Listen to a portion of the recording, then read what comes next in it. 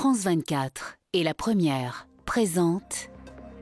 Bonjour, bienvenue dans votre hebdo Outre-mer consacré à l'actualité de ces territoires français dans le monde. Et à la une cette semaine, la deuxième journée de grève nationale contre un départ à la retraite à 64 ans. Comme la dernière fois, les Outre-mer se sont eux aussi mobilisés pour dire non au projet du gouvernement. On en parle dans quelques instants.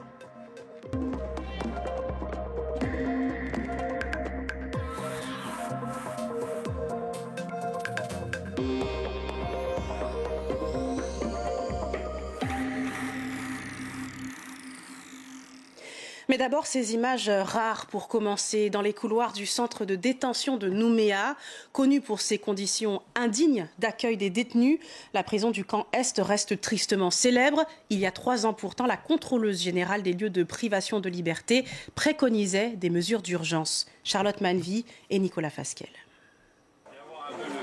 Dans cette cellule prévue pour 2, 4 hommes enfermés 22 heures sur 24 dans 9 mètres carrés. La situation est explosive. C'est inadmissible, c'est inacceptable, c'est invivable. Les psychiatres, les addictologues ne font rien pour nous en sortir et nous préparer à la réinsertion. C'est ça, on se plaint de ça. Même les gardiens, tous les chefs, ils ferment les yeux ici. 610 détenus pour 410 places. Le camp Est est plein à craquer. En visite dans l'établissement, le député Nicolas Metzdorf ne peut que constater les conditions de détention. Elle produit 2 problèmes, cette prison. Elle est trop petite pour accueillir tous les délinquants de Nouvelle-Calédonie et les conditions de détention ne permettent pas une réinsertion des détenus. C'est-à-dire qu'une fois que vous passez en cellule au camp Est, vous ressortez, vous êtes encore plus perdu qu'auparavant. Chaleur accablante à l'extérieur comme à l'intérieur, promiscuité. Le camp Est a été épinglé en 2019 par la contrôleuse des lieux de privation de liberté. L'aération est insuffisante et la ventilation impossible. La température est insupportable au plus fort de l'été. Il est inacceptable que la situation du centre pénitentiaire de Nouméa perdure dans l'indifférence générale. Le fragile équilibre n'est assuré que parce que détenus comme professionnels acceptent l'inacceptable. Accepté, non sans difficulté, comme en témoigne cet ancien détenu. Mais je l'ai mal vécu, je me prenais la tête avec mes collègues de cellule. Comme je dormais par terre, parce que je gênais le passage quand j'allais aux toilettes. C'est des cellules qui sont pour 2 personnes en vrai, mais il y en a qui sont entassés à 4. Et il y en a qui dorment à même le sol. Et il y a des cafards, des rats, il y a les toilettes qui fuient, les douches sont mal faites. C'est chaud, il y a de la poussière dans les cellules. Comment ils réagissent les détenus ? Il y en a qui pètent un câble, ils cassent tout. Il y en a qui n'arrivent pas à dormir, après ils sont obligés de boire des cachets. Après ils sont mal, quoi. Autrefois insalubre, le quartier des mineurs a été remis à neuf. Mais si la rénovation globale des cellules est dans les cartons, elle se fait toujours attendre et ne réglera pas le problème de surpopulation. Et toujours en Nouvelle-Calédonie, un requin bulldog s'est violemment attaqué à une femme de 49 ans qui nageait sur une plage de Nouméa. D'autres squales avaient même été aperçus dans le nord-est de la Grande Terre à Poindimier. 4 ont été pêchés au large de Nouméa et la baignade a été interdite plusieurs jours. Entre 7 000 et 10 000 personnes dans les rues de Saint-Denis à La Réunion, plusieurs centaines à Mayotte, en Guyane ou encore aux Antilles. La mobilisation contre la réforme des retraites a tenu ses promesses et déjà, les syndicats appellent à participer aux prochains mouvements nationaux. Jean-Michel Mazerolles. Mobilisation en hausse à La Réunion ce 31 janvier. L'intersyndicale est restée unie pour appeler les habitants à s'opposer au projet gouvernemental de réforme des retraites. La première fois n'a pas suffi, la cause est juste et la mobilisation doit être générale parce que 64 ans c'est beaucoup trop. On va monter d'un ton face à la violence de ce gouvernement. Borne a dit que les 64 ans n'étaient pas négociables. On va lui prouver que la rue a son poids à mettre dans la balance. La population française commence à comprendre que cette réforme est injuste et brutale, effectivement. Cette deuxième journée de mobilisation à Saint-Pierre et Saint-Denis de La Réunion a mobilisé 2000 personnes en plus par rapport à la manifestation du 19 janvier dernier. Nous avons beaucoup de jeunes et aussi des personnes retraitées qui sont là par solidarité. Et plus il y aura du monde, plus ce sera bien. Les Antillais et Guyanais sont aussi descendus dans la rue comme ici à Fort-de-France, mais pas de chiffre de la mobilisation pour l'instant. Simple piquet de grève en Nouvelle-Calédonie et 500 personnes dans la rue en Polynésie. Ce sont essentiellement les personnels de santé, gardiens de prison, douaniers et enseignants qui ont battu le pavé.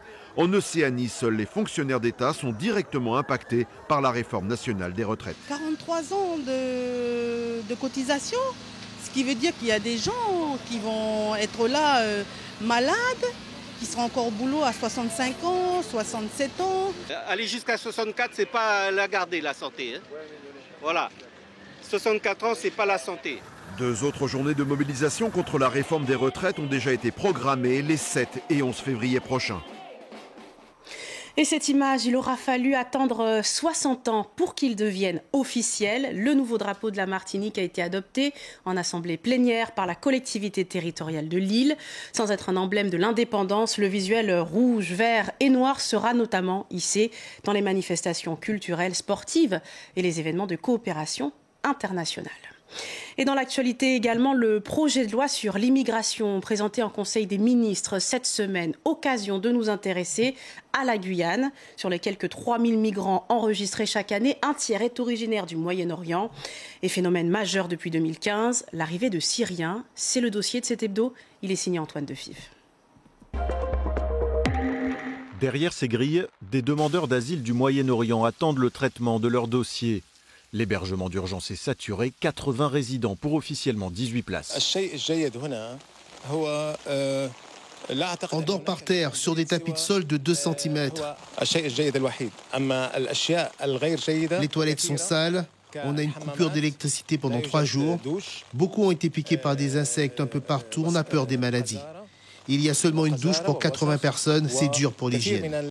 Une saturation des centres d'accueil et régulièrement plusieurs dizaines de familles à la rue dans le centre-ville de Cayenne. En cause, l'explosion du nombre de migrants issus du Moyen-Orient ces dernières années. Après la Turquie, il a réussi à avoir un visa au Brésil. Ça lui a pris de 3 à 6 mois d'avoir le visa, de la date de faire la demande. Et après, dès qu'il est arrivé au Brésil, tout de suite, il est venu en Guyane. On est là pour nos enfants. En Syrie, on n'est pas en sécurité. Alors ces familles se lancent dans un trajet surréaliste, paradoxalement moins risqué qu'une traversée de la Méditerranée, barricadée par Frontex depuis 2016. Ils rejoignent d'abord le Brésil. Depuis 10 ans, le pays délivre des visas humanitaires aux réfugiés du conflit syrien. Les migrants passent ensuite la frontière avec la Guyane. 5 minutes à peine suffisent en voiture ou en pirogue. Ils sont ensuite redirigés à Cayenne dans l'espoir d'obtenir l'asile, puis à terme s'envoler vers l'Hexagone. Ils arrivent en famille avec des enfants et s'adressent directement à la puissance publique, en l'occurrence ici l'État, dont c'est la responsabilité. Et donc, on se doit de les loger. Donc le coût n'explose pas, simplement la demande explose et avec un changement sociologique des demandeurs d'asile. Pourtant, la Guyane n'a pas les moyens de la solidarité. Le territoire reste l'un des seuls en France à ne pas disposer d'un CADA, centre d'accueil pour demandeurs d'asile, alors qu'il en compte plus de 3000 chaque année. Des plantes et des fleurs endémiques au cœur de la ville, c'est le projet d'une association guadeloupéenne qui œuvre en faveur de la protection de la biodiversité. Et elle a eu la bonne idée d'associer les écoliers à son atelier de végétalisation dans un jardin participatif. Bruno Pencio-Villon et Christian Dunquin. Cet après-midi, pas de récréation. Par groupe de 15, les enfants étaient en atelier de jardinage. Objectif premier, remettre en terre des plantes locales comme des bégonias pour lutter contre les plantes invasives ou venant de l'extérieur. Ensuite, permettre aux insectes de pouvoir polliniser un secteur urbain, comme au sein de leur école primaire à Pointe-à-Pitre. J'ai creusé, j'ai planté et j'ai arrosé. C'est important de planter des plantes ? Oui, pourquoi c'est important ? Pour avoir des fruits, pour manger. Quand on est malade, pour avoir, parce qu'il y a cette plante qui a des fleurs qui peuvent guérir. Ils ont appris à travers ce projet que les abeilles étaient importantes et que pour continuer d'avoir des abeilles en ville, il fallait planter. Et donc nous avons décidé là de planter des plantes, des fleurs. Les enfants sont sensibilisés à leur environnement proche. En participant à la revégétalisation et la repollinisation de leur ville, ils participent ainsi à la construction de leur futur. Par les pollinisateurs, on a tout ce qui est production alimentaire aussi pour l'homme qui en découle. Donc c'est important que toutes les espèces de plantes soient présentes pour que les pollinisateurs puissent subsister. et donc que la vie aussi des hommes puisse se perpétuer et celle des animaux aussi. Le projet REVPOL ne s'arrête pas là. Un suivi sur le terrain sera effectué pour comparer les sites revégétalisés par des plantes locales avec d'autres sites et ainsi avoir des données scientifiques sur la présence ou non et l'action des nouveaux pollinisateurs en ville.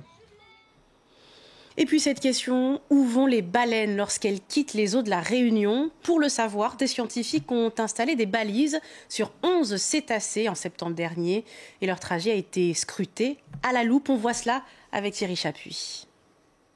La dernière balise à émettre, posée sur une baleine à la Réunion, a cessé de fonctionner. Tout près de l'Antarctique, le tracé en rouge sur la carte satellite. C'est Globis, une ONG réunionnaise dédiée à la protection des cétacés de la Réunion et de l'océan Indien, qui avait procédé à la pose de balises sur 11 baleines. Une campagne de marquage et de suivi, débutée au mois d'août. Va maintenant commencer la seconde phase de la mission avec l'analyse des données.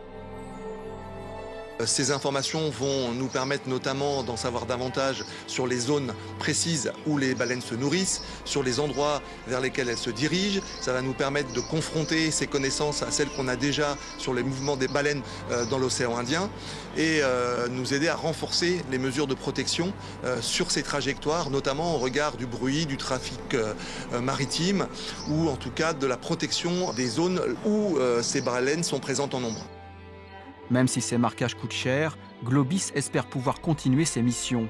Les mammifères marins sont loin d'avoir livré tous leurs secrets et les scientifiques ont encore devant eux des années de recherche. La saison prochaine, Globis continuera de compter et de photographier les baleines de passage à la Réunion. 2022 fut une année record avec 422 identifications. Merci de votre attention. C'est la fin de cet hebdo. Pour le revoir et suivre l'actualité des Outre-mer, rendez-vous sur france24.com et lapremière.fr. J'aurai le plaisir de vous retrouver le week-end prochain. Bonne journée, bonne soirée, où que vous soyez. L'information continue sur France 24.